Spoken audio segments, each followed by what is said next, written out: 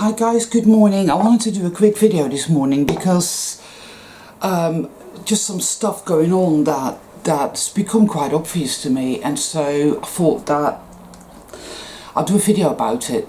Because I don't know if any of you have noticed this, but when something very important, very relevant, very poignant, i.e. another piece of the jigsaw, is coming up in our consciousness, do you not find that all of a sudden your consciousness goes all foggy? It's weird. Like we are in a maze. Just a minute, guys. Oh. Shut the fuck up, Donnie. Oh, that's my washing machine. Anyway, right, so we are, it's like we are in a fucking maze, and all of a sudden you're getting some very, very valuable information, another piece, say, of the map that will show you how to get out of the maze, and all of a sudden you get this actually, yet again, reminds me of Harry Potter in that maze in the Goblet of Fire. I think it's called the Goblet of Fire, where they're in a maze, because it changes all the time, or you know, like in Hogwarts, you know, where the staircases change all the time and the walls change all the time, and it's a bit like that.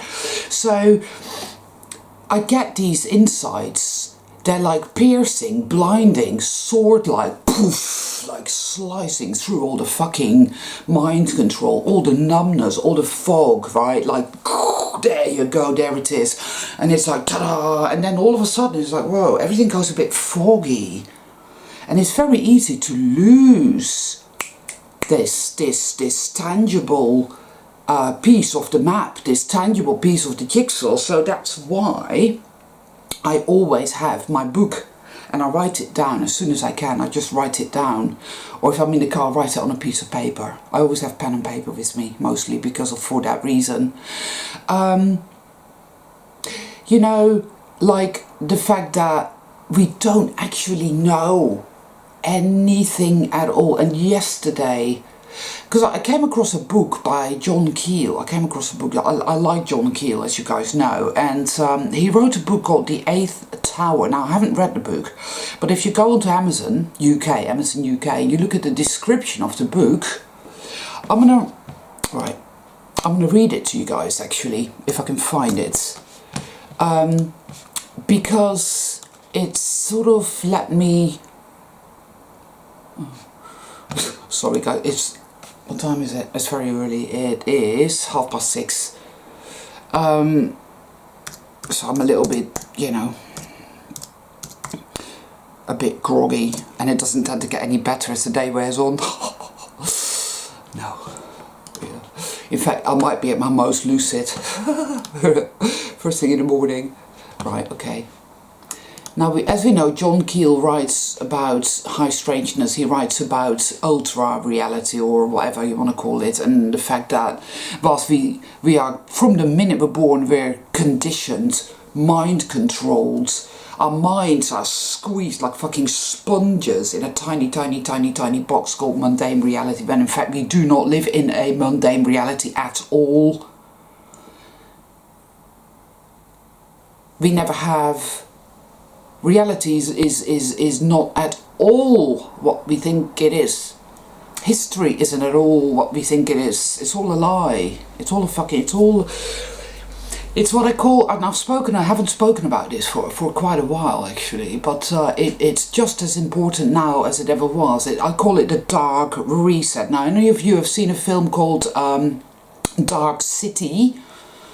There's a channel called Star Gods. Now, he used to be on YouTube, but he left YouTube when all that shit went down some time ago, and he's now on BitChute. Star Gods, one word. Go and look him up, because some of you might resonate with him. He used to make me laugh a lot. I don't go and visit his channel as often now, because I find BitChute is a pain in the ass to use, and often enough it just won't load the videos, which is really annoying. But anyway, Star Gods used to go on a lot about this film called Dark City. And I really feel that in a sense we are dealing with something similar to that, where you wake up and the world is like this and you think it's always been this way, but in fact it isn't. because it was different. And I'm not saying it like it is exactly like it is in a movie, no. But I have noticed these Mandela Effect style things happening for years now. In fact, I knew and noticed the Mandela Effect. I saw it happen long before I even heard about it. So I know damn well that it's real. You see, because we do not live in a world that is flesh and blood and mortar and stone, people. We live in an energetic, for lack of a better word, world. You see, it isn't real as such. It isn't real in the way that they want you to think it's real. And it isn't mundane. I know that too, because I've had, and friends of mine have had lots of very strange experiences. A friend of mine, you know, has airplanes follow her around and fly over wherever she is, and we met up, and out of the middle of nowhere, this big fuck off plane comes and flies like literally a couple of meters above our head, just like that. And it was like, wow. Weird shit happens all the time. This is not a mundane reality, but something has been done to our consciousness that traps us, stifles us, squeezes us into a perception managed state whereby we, through trauma, self-hate, which makes us very stupid and very limited. It does something to our brain, hence we only use 10% of our brain function, we only use 10% of our DNA or something along those lines. See, that's what's been done, people. Imagine what would happen if we use all of our brain function. Imagine what would happen if we use all of our DNA. Do you see what I'm saying? This rabbit hole is not just incredibly infinitely deep, but also very, very wide. It is like a massive gaping fucking abyss. That, yeah, well, there we go. So anyway, fucking hell. See, this is what I mean. It's starting to get foggy. It's foggy. Dribble. This happens to me all the time, and I'm fed up with this shit, because I know damn well, like, okay, so we don't really know anything, but again, we don't know with our trauma self, our shadow self. Our shadow self is completely dependent on the external for validation and truth, which is never going to get. You're not going to get any truth from the hall of mirrors at the end of the day, are you? No, it's not going to happen. Right. But it's there. It's like, oh, please, oh, you know, like a gibbering breath. Oh, I don't know anything. Oh, you know, like that. And that is all we've known. That's where we've lived. But there, the true self is like, no, that's all bullshit. So soul retrieval, more and more, the merging. Some call that the feminine and the masculine. I think it's far more complex than that, and I really prefer to look at it in shamanic terms, because that resonates with me. That's all, really. Doesn't matter how you look at it, really, that's irrelevant, as long as you do the work so that this happens, the merging, becoming whole again. It's like your shadow self is here, and then across the river is your true self, the sentinel, and it's there, it's saying, I love you. And your shadow self is saying, no, I'm not worthy of love.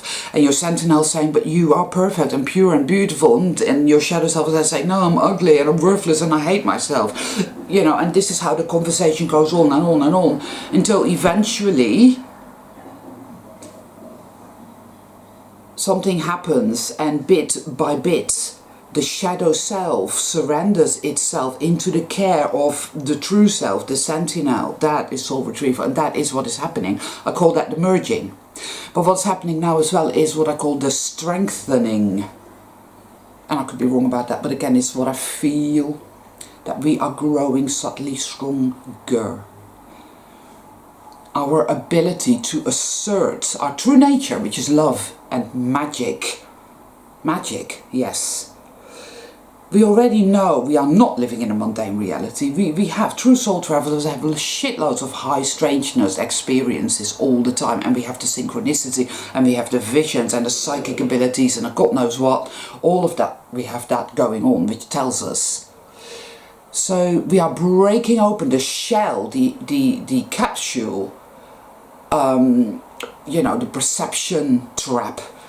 And once it's already cracking everywhere, because reality is just ludicrous, it doesn't make any sense now. Oh, and by the way, people, I did go shopping yesterday. I did tell people straight in the face that I wasn't going to wear a mask. I said, I'm not going to wear a mask because I have medical reasons for it. Oh, okay. Everybody backed off, no problem. I stood and somebody... Bugatti, it's a cool name by the way, Christina Bugatti left a really good comment saying, if you stand in the power of your light and the light of your power, watch them. And yeah, they do. Because I looked them straight in the eye and said, I can't wear a mask, I won't wear a mask because I have medical exemption. Okay. Gone. Me, no mask. And I noticed quite a few other people doing exactly the same. And I need you guys to know that, because it's so easy to think that we are living in a world where the dark side is just winning and everybody is mindlessly going along with it. Well, I am here to tell you today, right now, that no, they're not. There are lots of people, I have noticed, who are not doing that at all. So remember that, people. Look for the light. Don't just look and see the darkness. It will suck you dry. Now, this brings me to the point of this video. I'm sorry, it's a bit rambly again, but you know me, I'm rambly. You know, I'm a bit like, I don't know, Japanese knotweed. Hard to kill and rambly. Anyway, what I've noticed is this. There is a massive wave, a massive insidious agenda going on that once is all, it's amplifying a certain type of consciousness, a certain type of state of emotion and mind.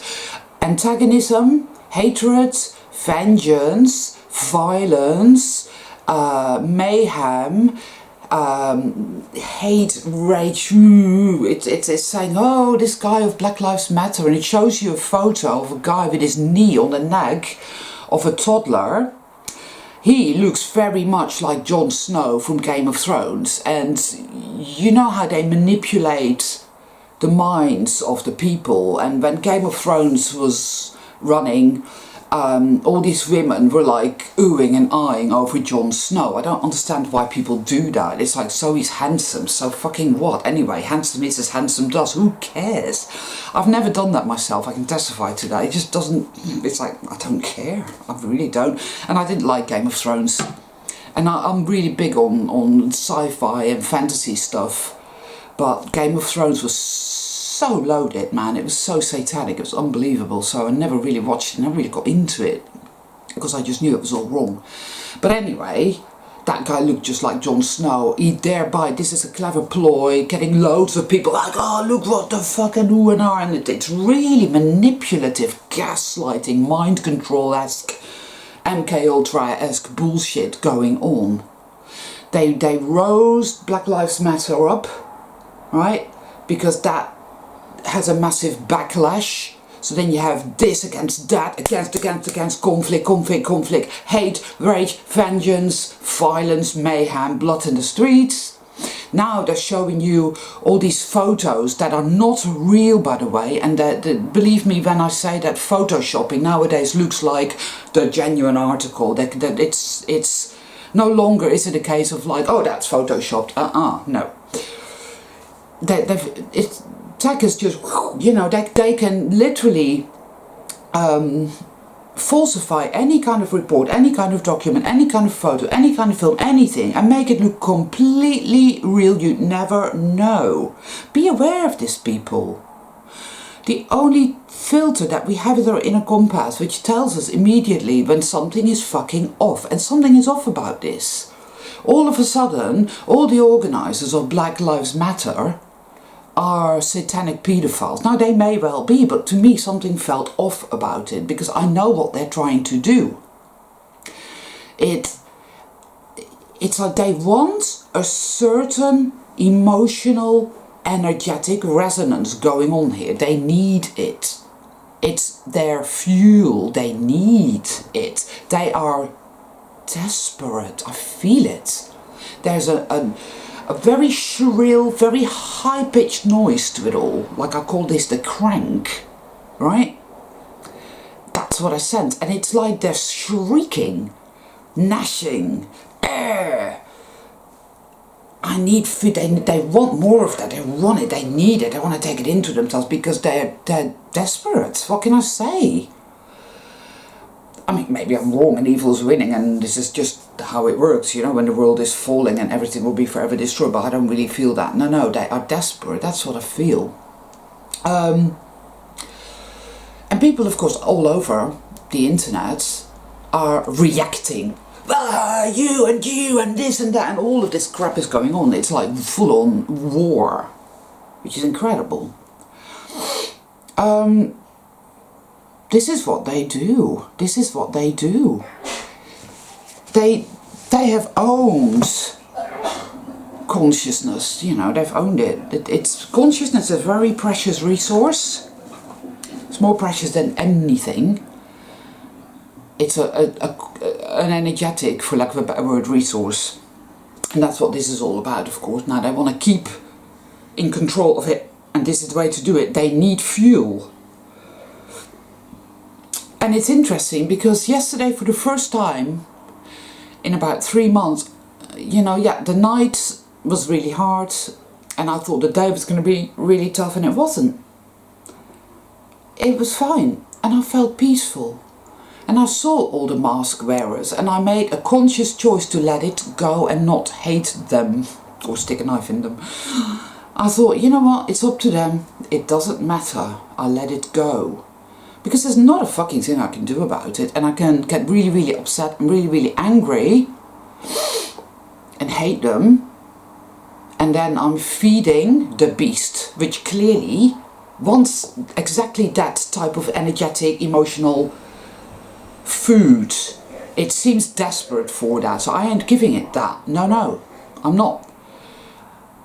And I kept letting it go. I said, well, this is entirely up to them if they want to wear a mask. Because you know what? The reason I could feel that way is because for the first time in about 3 months, I did not feel that acute sense of doom or fear. I didn't feel it. I felt love. I felt very strongly like love is winning. Everything is going to be all right. It's all right to let go, my love. It's all right. Let go. Very loving presence, the Sentinel. Very loving. Just there. Everything is going to be all right. Everything is going to be fine. It's all right. Let it go. You don't need to hate them. You don't need to get upset about it. You used to get upset because it used to make you feel threatened. Seeing all these compliant slaves, it used to get you very angry, very riled, because it frightened you. It made you feel like you were losing and nothing was ever going to be all right again. But that is not the truth. And now you know that, you can let it go and it's okay. So leave them to their suffocation processes. Just look, whoever you need to look in the eye, and it's necessary, and with love and confidence say, I'm not wearing a mask, and see what happens. And I did, and it was absolutely fine, and that's how it's going to be. So, and again, I said lots of people were not wearing masks at all, in shops, out shops, they just weren't and aren't and won't. Because there is more light and goodness and power in this world than we realise. Because we've been had. Because it's busy polluting the energetic waves, people. Like a toxic broadcast, like in Rwanda, before 1 million people were hacked to their deaths. It's like that. The dark generator, and we didn't even realise it, and we went along with it, and we're getting riled and upset, and we're feeling that conflict and that hate and that rage and that vengeance and that fear and that doom. You know, I'm not saying this as a indictment. I'm not at all. So please don't mistake me for that, because I never would, because I know damn well how difficult it is. I know damn well the duress we have lived under. I know damn well the severe trauma we have incurred that makes us so likely to be that way. I'm saying that something is shifting because we are aware of it and we see it. And this brings me back to the book by John Keel, The Eighth Tower, that I was going to read to you. Now, it says, in the Orient, there is a story told of 7 towers. These citadels, well hidden from mankind, are occupied by groups of Satanists or Luciferians, because obviously Satan, simmer frame and whatnot, is a load of bullshit. But there is a force of darkness, right? So it's the towers are occupied by groups of whatever, evil fuckers who are chanting the world to ruin. Perhaps this is just a story, perhaps there is some truth behind it. But what if there is yet another tower? A tower not of good or evil, but of infinite power. What if all our destinies are controlled by this cosmic force for its own mysterious purposes? And what if UFOs and other paranormal manifestations are merely tools being used to manipulate us or guide us toward the cosmic role we are fated to play? Then he goes on to say that maybe we're not independent beings, but instead the creations and slaves of the 8th tower. I don't believe in that at all. I mean, I was thinking about that yesterday. It gave me a very deep feeling of unsettledness. Like, oh, you don't have any free will, you don't have any self-determination. And I thought, you know what, if we didn't, there would be absolutely no way to prove that. Because we're here, we are making choices every day, very difficult choices, very painful choices. Choices that go against the grain of all the mind control, right? It's like, no, I am going to choose to love myself, and that is not an easy choice to make. It ought to be, but it ain't. Things like that. That seems to me to prove free will and self-determination, but it could very well be that we were always fated to make that choice. So, you see what I mean? But we'd never know. We don't know. But this world has been paraded into ruin. This world has been stuck in the dark reset, right? We think that, history is true and that it actually happened chronologically like that. Well, it didn't, and it's not even true. It's all a pack of lies, people. We don't know what happens and how we ended up here. However, all we have is our intuition, and it is powerful within the soul travelers. I know it. I am here and I can feel it. And I can feel it in you. I can feel it in Ducky, the green wizard. I can feel it in other soul travelers. I can feel that we are connected logistically in this cosmic web. I feel that every time we have these clear, sharp, blinding flashes of insights and we get that fogginess coming in, that is the hand of the dark side. Oh no, you can't go there, you can't go there. It's losing its grip. It doesn't want to lose its grip. But it is. So be aware that we are being played. I too posted on my Facebook page this thing about Black Lives Matter, this guy who was apparently arrested, child porn, on his computer, this and that and the other. Is it even true? No, probably not. Probably not. I'm not saying this shit ain't happening, it is, but they want you to feel and think and exist a certain way, negatively. Because that's what feeds the beast, people. We need to stop feeding evil. Even within us, the shadow, in its contorted form, experiences all that negative stuff, right? We've been traumatized, we have been programmed, it's all been done, it is how it is. It is here, the sentinel is here. Our true self is bringing home the shadow now, bit by bit by bit, more and more and more. This is an accelerated program now.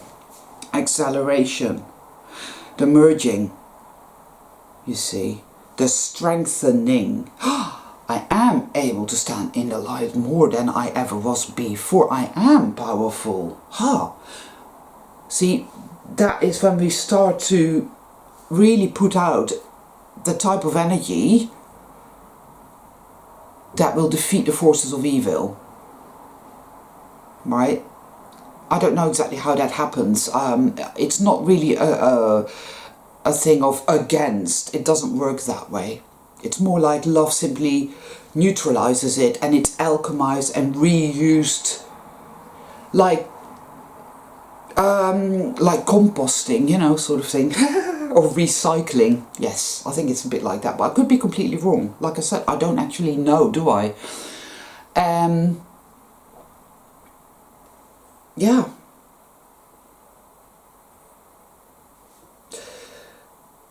You know, this process, this journey isn't finished yet. We don't know, you know, we don't know. We're here right now, and we know that we don't know, but we do know that we have good inner compasses that we can trust. There is a guiding force of love, great benevolence that we can feel within us, all around us. The kingdom of God is within us and all around us. I tend to want to call it the kingdom of the goddess, rather, you know. The kingdom of the goddess is within us and all around us. I think, you know, we'll go with that. And if there's days where you can't, because you know, you're just feeling really angry, really this, really that, really who and really out, then just be with that. And do not beat yourself up for it, because it's part of the process and you're not doing it wrong. You're just purging and healing. That's just how it is. There's lighter days, there's darker days, or lighter minutes and darker minutes, or lighter hours or darker hours, whatever. It's wow.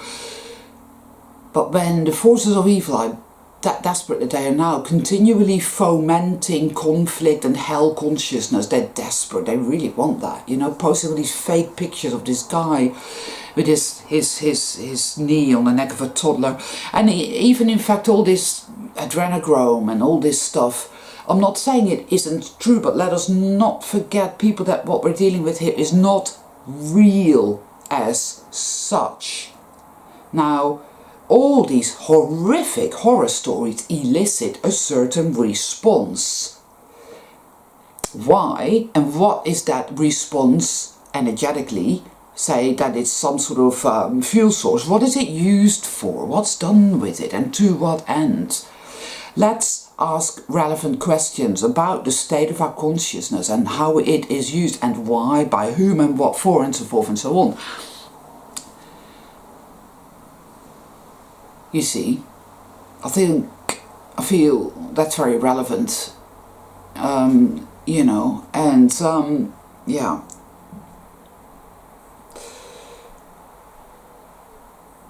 Because at some point soon, I know, there may be these dark wizards in their towers willing this world to ruin, or rather wanting to control the most precious resource, which is consciousness, and doing anything they can to that end. We see it. Feel that fear and feel that hate, and look at him, yeah, go fight him, hate her, hate them, do this, do that, ooh, ooh. I mean, everywhere it's just like, you know, people attacking each other, and people verbally abusing each other, and people pulling guns on each other, and people just at odds with a conflict. And I can feel it anyway, I can feel the energy of it. I know damn well what's going on and what they're doing. Oh, I ain't playing that game, no. And if I do feel that within me, which is a part of my shadow and my trauma, which is what it really ultimately always was anyway, I will feel it, but I will not act on it. I will feel it and I will release it lovingly. The merging, the strengthening. Love always triumphs in the end. If we do that, we can. Well, I think that's it for today, people. You know, it's I wasn't really going to make a video today, but it just came to me and it was like, yeah, this is relevant. We were made for this, you know, we really were. We were made for this. To stand in the power of our light and the light of our power. It doesn't mean that we always feel happy, or that we're these beautiful people, or these whatever. No, we're rough diamonds, we're like all over the place. And yet, there is something within us that is so infinitely powerful. Somehow this...